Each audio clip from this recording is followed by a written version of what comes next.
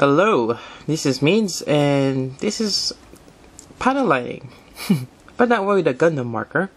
Actually, I lost my Gundam marker, and usually use that recently to paddle line my kits.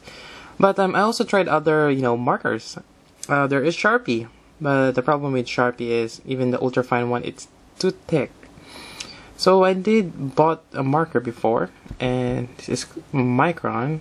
It's actually a micro pigment ink, supposedly waterproof or fade proof, and it's a 0.25mm line width.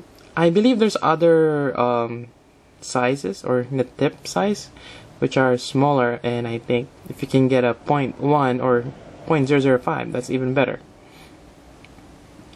And there we go. So that's a tip right there, and I kind of messed that up. If you can see it, it's kind of bent. And actually, I don't know how to use this the first time I have it, and still don't know how to use it properly. So here's a section of a super deformed kit, and I'm gonna go try paddle line it behind the camera, which is kind of hard, but why don't we try this one section first? And the ink actually stays there, but on certain times, or certain parts of the kit, it doesn't. And that's one good example right there. The ink kind of, goops in one section or sticks together, and it's uneven. That's the first time. That's actually my first reaction when I got this, or when I start using this, and that doesn't work. And sometimes even if here's a good example, smudge it, it's gone. That doesn't stay. But it turns out that you just have to let it dry, and if you go again the second and even a third time, it will work, as you can see there. And we have to go a little bit more. So you have to do a couple of passes on the paddle line, which might be tedious, and probably wondering, why not just use a Gundam marker?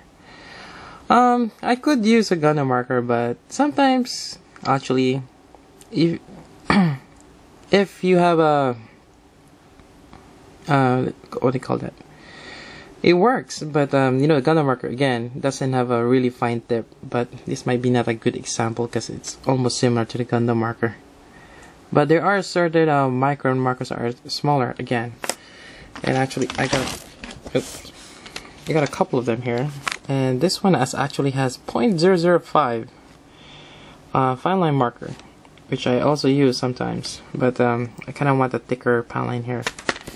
And for just an example, I'm using the Micron. So again, I'm just paddling it the first time, and I have to go over it again for the ink to stay. And the ink does stay. I just have to let it dry. And another thing I found out is, if you actually sand down the plastic, it will have that matte look, or kind of dull, but it helps the ink get absorbed to the plastic. So that's another thing you can do with the kit, is to sand it down. So it just depends on your preference.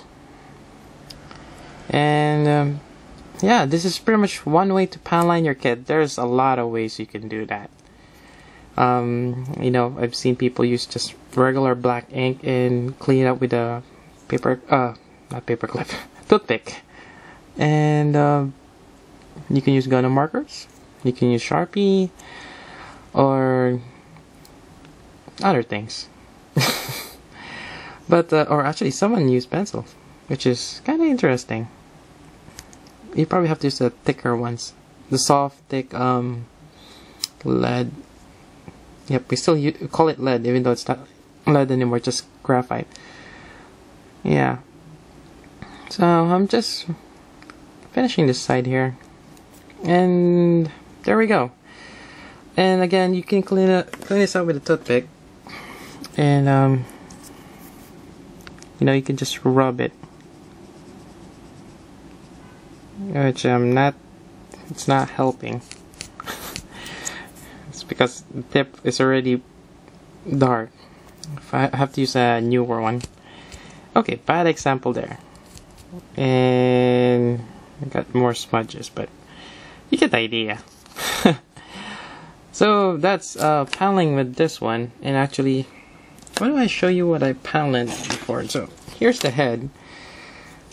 And I did panel line it, and it's still kind of messy, but it does the job for me. So this is panel lining with a Micron marker. And there we go. That's my paneling 101, but not quite.